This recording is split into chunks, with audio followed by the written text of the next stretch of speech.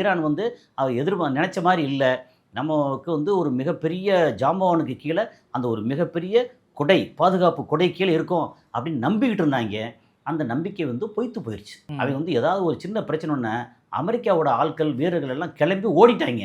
இருக்காங்க இன்னும். ஆனால் அமெரிக்க ஆட்கள்லாம் அங்கே கிளம்பி ஓடுறதெல்லாம் வந்து எத்தனை வீடியோ பார்த்தோம். அப்போ பார்த்தா நீ வந்து நாட்டு மக்களுக்கு இங்கே வந்து நீ பாதுகாப்பு கொடுக்கலையா, உன்னால் கொடுக்க முடியலையா, அப்போ நீ வந்து நாட்டு மக்களுக்கு பாதுகாப்பு கொடுக்க போறியா, அப்போ நீ வந்து வேஸ்ட்டு, உனக்கு கொடுத்த இடம் வேஸ்ட்டு, உனக்கு நான் கொடுத்த பணம் வேஸ்ட்டு. இதெல்லாம் தாண்டி ஏற்கனவே அமெரிக்காவுக்கு எக்கச்சக்கமாக பணத்தை கொடுத்து கடன் கொடுத்து வச்சுருக்காங்க. அந்த பணத்தை எப்படி வாங்க போகிறான்னு தெரியல. கடைசியில் பிஞ்சு மூஞ்சி அவன் போய் எப்படி கடனை கேட்க போகிறான் அப்படின்னு தெரியாது. அப்போ இவங்க 2 பேரும் உட்காந்து உன்னால் நீயும் கெட்ட நானும் கெட்டேன், இதெல்லாம் வேண்டாம், இனிமேல் கெட்டு போக வேண்டாம்.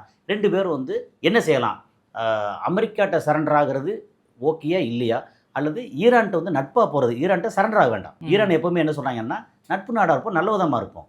இது ஷியா சன்னிங்கிறது என்ன இருக்குது, ஒரு சின்ன ஒரு பெரிய பிரிவு இல்லையே, திருஸ்தானே. ஏன் நீ அவன் பேச்சை கேட்டு இப்படிலாம் வந்து எனக்கு எதிராக ஆடுற.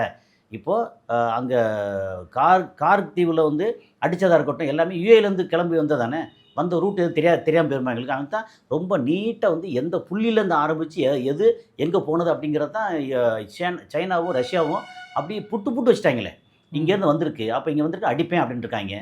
அப்போ அடிக்கிறாங்க. என்ன சொன்னாங்க, முந்தா நாள் என்ன சொன்னாங்க, அங்கே ஜபலி போர்ட்டு, கலிஃபா போர்ட்டு 2 போர்ட்டையும் தாக்க போகிறோம், அங்கே பக்கத்தில் அங்கே இருக்கிற ஆட்கள் பூரா வந்து வெளியேறிடுங்க அப்படின்னு அறிவு கொடுத்தாங்க. பட் இது வரைக்கும் அடிக்கலை. அது பதிலாக வந்து ஏர்போர்ட் அடிச்சிருக்காங்க, துபாய் ஏர்போர்ட்டு எரிஞ்சுக்கிட்டு இருக்கு இன்னும்.